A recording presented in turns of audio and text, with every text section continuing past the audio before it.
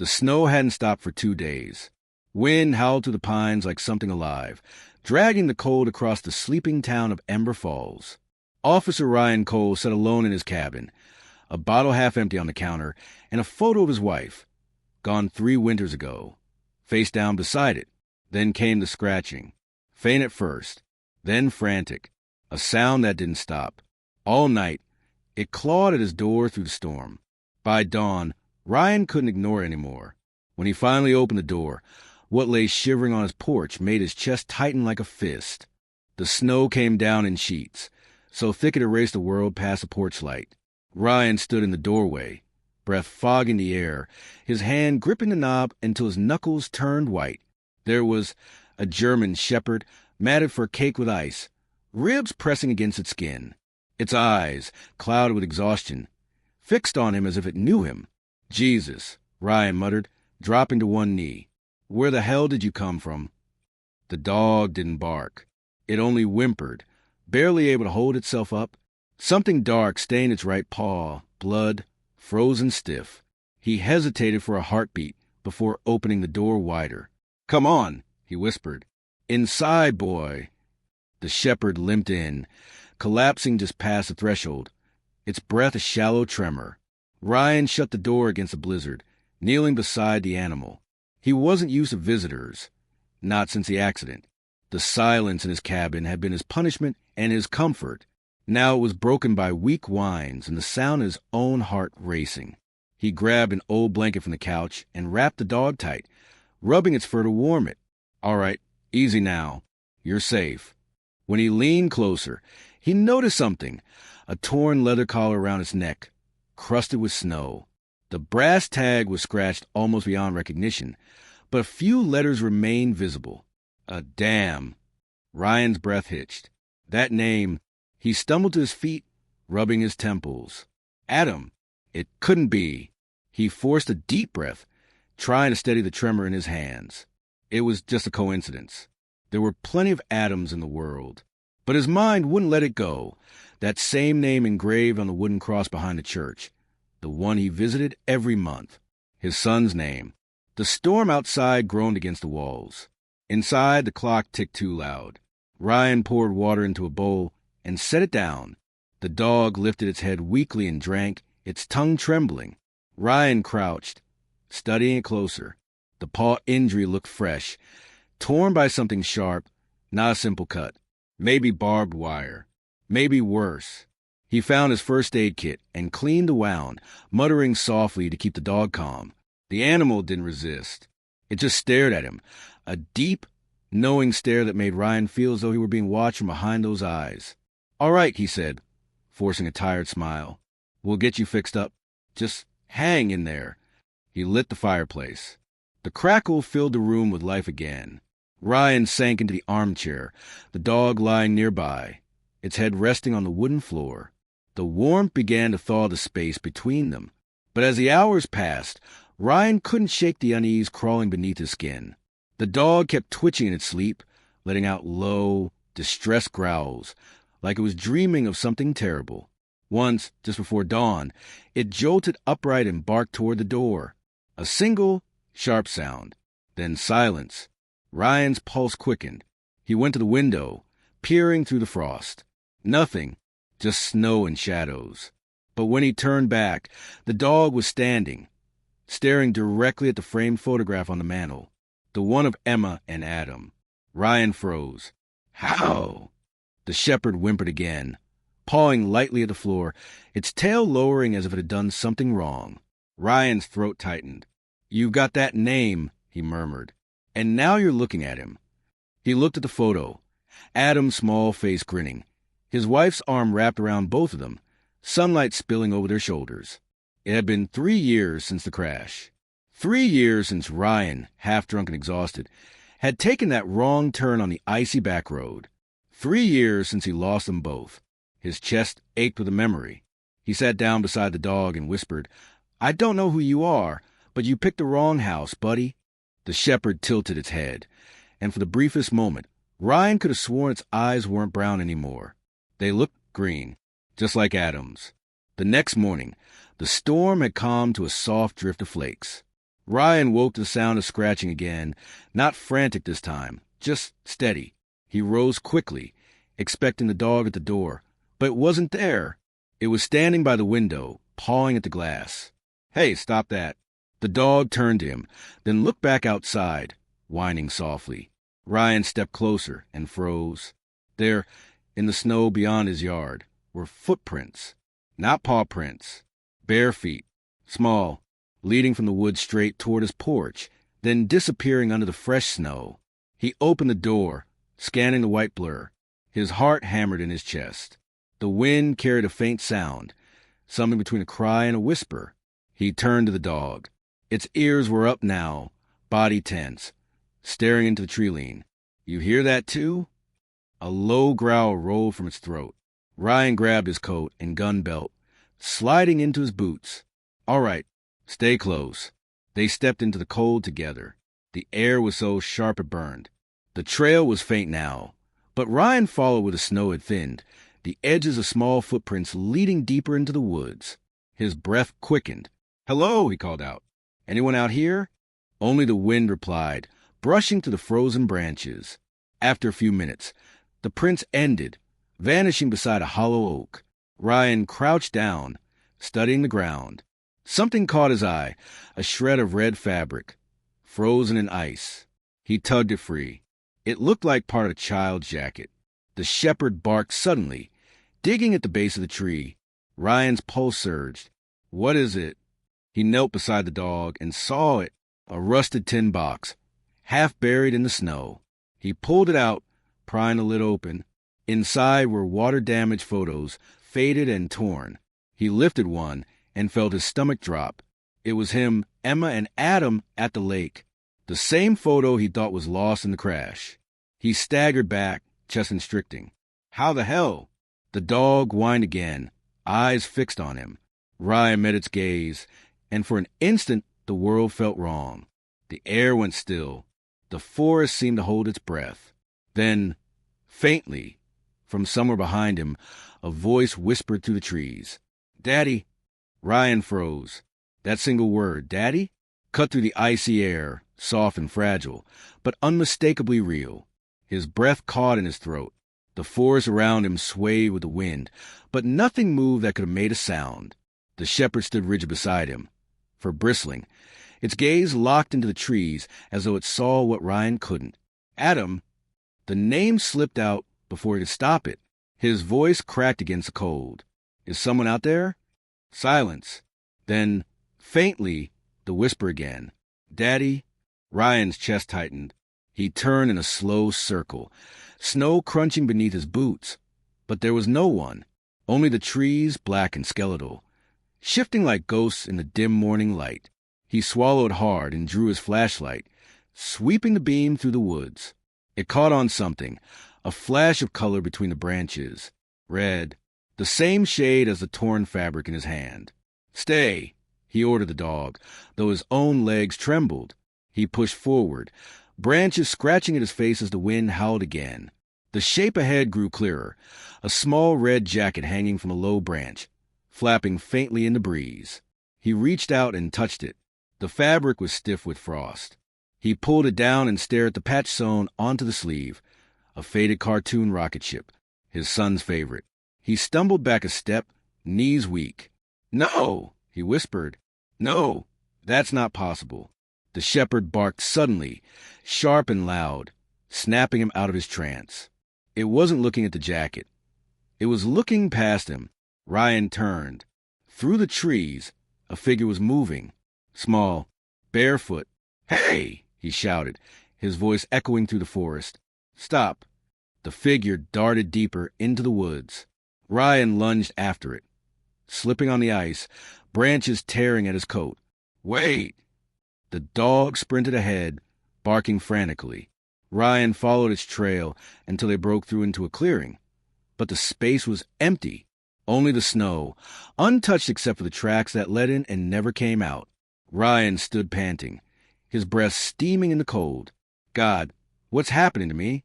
The shepherd circled the clearing, sniffing, whining. It pawed at a mound near the center, a spot where the snow looked disturbed. Ryan knelt beside it and brushed the surface away. Beneath the snow was something solid. Wood. A small wooden box, crudely nailed shut. He stared at it for a long time before prying the nails loose with the butt of his knife. The lid creaked open. Inside was a folded scrap of paper and something glinting faintly beneath it. He picked up the paper, hands trembling. The handwriting was shaky, almost childlike. "You said you'd come back for me." Beneath it lay a small silver badge, one Ryan hadn't seen since the night of the crash. His old police badge, the one Adam had begged to wear as a toy when he was little. He'd buried it with him. Ryan dropped it, stumbling backward, his chest heaving. His hand shook violently. This can't be real. The dog barked again, loud and sharp.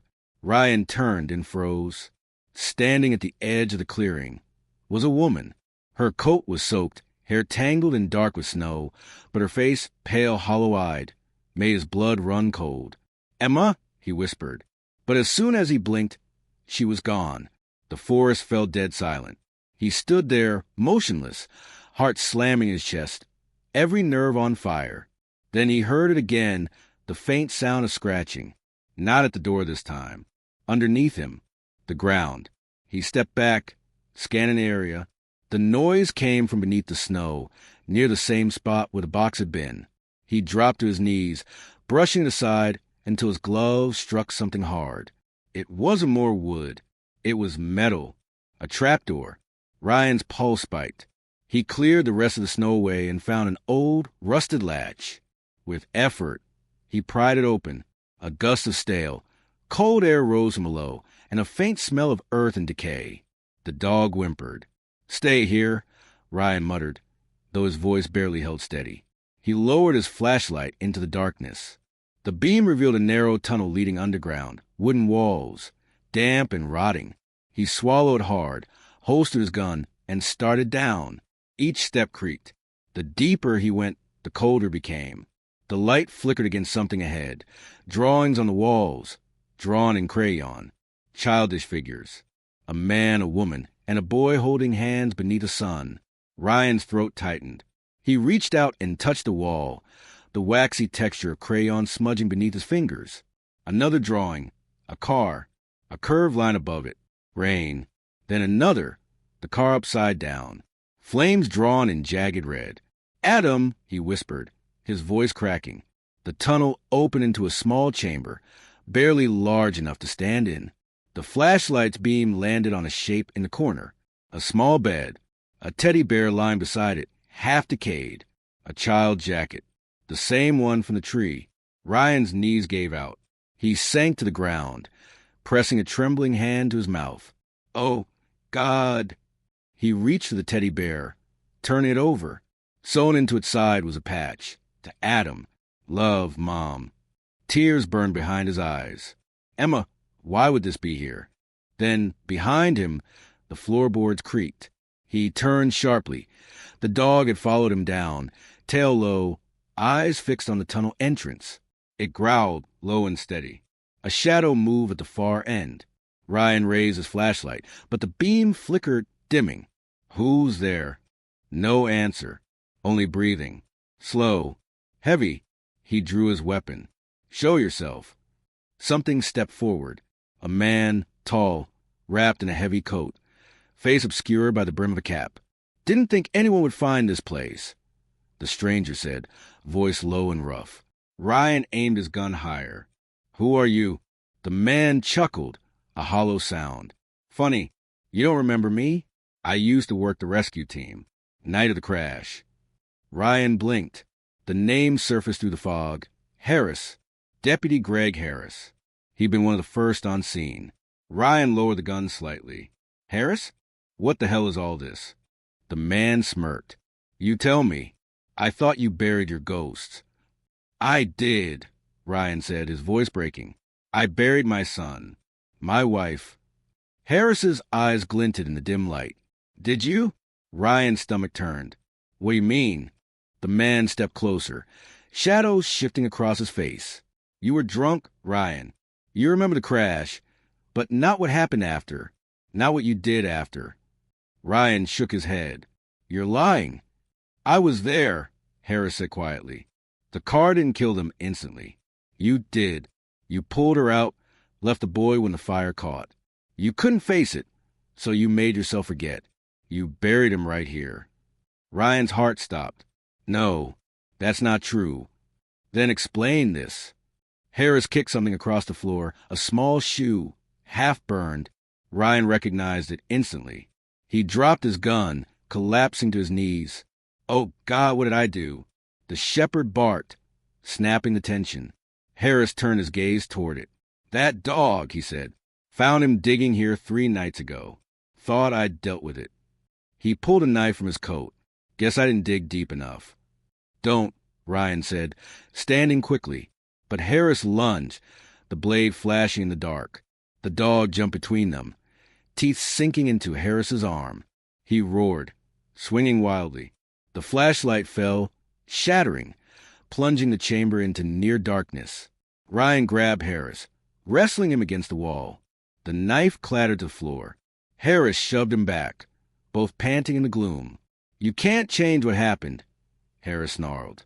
You're just digging up old bones. Ryan swung. The punch landed hard. Harris fell, hitting the ground with a thud. The shepherd stood beside Ryan, growling softly, fur bristling. Ryan's breath came in ragged bursts. If I buried him here, he swallowed, then I'll dig him out myself. He found a rusted shovel leaning in the corner. With numb hands, he began tearing through floorboards, shoveling dirt aside. Harris groaned somewhere behind him, but didn't rise. The dog sat silently beside him, watching. Minutes passed. The air thickened with the scent of earth and rot. Then the shovel struck something solid. Wood again. Ryan dug faster. Bare hands clawed at the soil until the lid came free. He hesitated, then lifted it. Inside was not what he expected. No body, only a bundle of blankets. And inside them, bones. Small, fragile. But there was something else, too. A photograph. Him, Emma, and Adam, smiling. But in this one, Ryan wasn't looking at the camera. He was looking away, toward something out of frame. He turned the photo over. Scrawled on the back, in a child's uneven handwriting, were 2 words. Still here. Ryan dropped it, tears freezing on his cheeks. The dog whimpered, pressing its head into his hand. Above them, the wind howled to the open trapdoor, like a voice carried on the storm. Daddy? The sound faded into the snow. Ryan looked up, whispering into the darkness. I'm sorry. The snow returned that night, thick, relentless, whispering against the windows like it was trying to speak through the glass. The storm made it impossible to tell where sky ended and ground began. Ryan sat motionless beside the open trapdoor, his hands trembling, the dirt still under his nails. The flashlight lay dead, its bulb cracked. The shepherd sat beside him, breathing slow and steady, eyes fixed on the fire flickering weakly in the corner of the cabin. He hadn't said a word in hours. The images in his mind refused to fade. The box, the bones, Harris's words. You buried him right here. He stared into the flames, searching for truth in the shifting orange light. Maybe Harris was wrong. Maybe someone had moved Adam's body. Maybe none of it was real. But the way the shepherd looked at him, calm, mournful, patient, made his stomach twist. It wasn't a normal dog. It couldn't be. He poured himself a glass of whiskey, hands shaking so badly half of it spilled onto the table. You came to me for a reason, he whispered, eyes locked on the animal. What do you want from me? The shepherd tilted its head, then padded to the door. It pawed it twice and looked back. Not tonight, Ryan muttered. You hear that wind? We'll freeze out there. The dog whined softly, then pawed again, insistent. Ryan sighed, set the glass down, and reached for his coat. All right, he murmured. One last time. He stepped out into the storm, the wind slapping his face raw. The night was thick with snow, but the shepherd moved with certainty, leading him across the yard toward the woods. Ryan followed, breath ragged, boots crunching through the drifts. The trees loomed like silent witnesses, their black limbs bending under the weight of ice. They reached the clearing again, the one where everything had started. The trapdoor now buried under fresh snow. The dog stopped there and sat, staring up at him. Ryan knelt beside it, exhaling a shuddering breath. "I can't do this anymore," he whispered. "I've already lost them. I can't lose my mind, too." The shepherd pressed its head into his hand. For a moment, Ryan felt warmth. Not just body heat, something deeper. A memory. The smell of summer grass. The sound of laughter. Small arms around his neck. "Daddy, faster. Chase me." Ryan's eyes burned. Adam, the world seemed to still around him. The snowflakes hung in the air, motionless. The trees blurred at the edges like the forest itself was fading. And then from behind him, a small voice spoke. "Why did you leave me?" Ryan turned slowly. A boy stood at the edge of clearing, barefoot, wearing that same red jacket, patched with the little rocket ship. His hair was damp with snow, his cheeks pale, but his eyes, bright green alive, were filled with hurt. Ryan's heart stopped. "Adam!" The boy looked at him without smiling. "You said you'd come back." Tears spilled down Ryan's face. "I tried," he said hoarsely. "I swear to you I tried." "You left me there," the boy whispered. "The fire was everywhere. Mom was screaming. You were right there, but you didn't pull me out." Ryan dropped to his knees in the snow. "I thought you were gone," he said, choking on the words. "I went back for you, but the car, it was—" The boy shook his head. "You didn't come back." Ryan pressed his palms into the snow, sobbing. "I'm sorry. I should have died there. Not you, not her." The shepherd whined softly, standing between them, its tail low, head bowed. The boy looked down at the dog. "Do you know who he is, Dad?" Ryan blinked through tears. "What?" The boy smiled faintly, a sad, knowing smile. "You buried me in the woods, but I didn't stay. He found me first." Ryan's breath caught. "You mean—" The dog stepped closer to the boy. The two looked at each other. One made of flesh and guilt, the other of memory and forgiveness.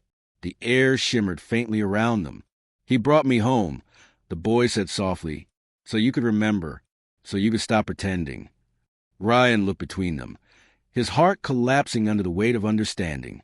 The dog's collar, Adam. It wasn't a name tag. It was a grave marker. He reached out with shaking hands. "I don't deserve to see you."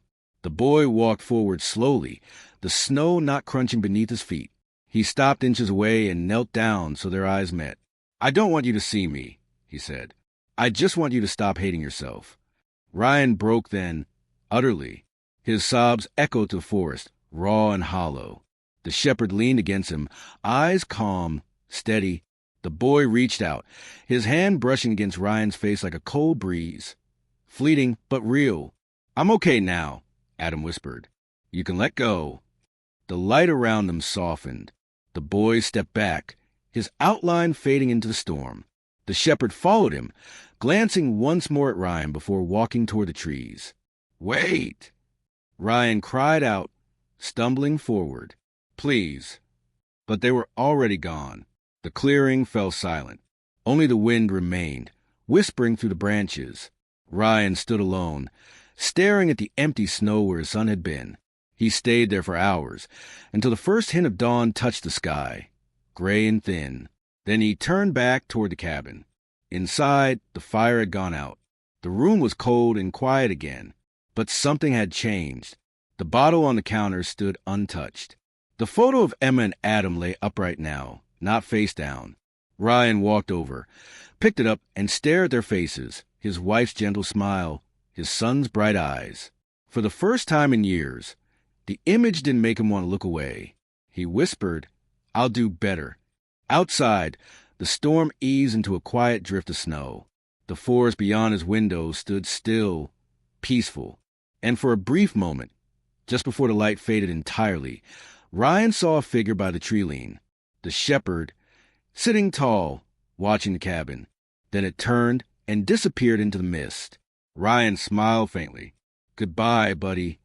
He sat by the fire until the last ember died, his heart heavy but no longer hollow. When the rescue team found the cabin 2 days later, after the storm cleared, they discovered Ryan asleep in his chair, his service badge on the table beside the photograph. the door slightly open. Outside, faint paw prints led into the woods and vanished into the snow. Epilogue. Spring came slowly to Ember Falls.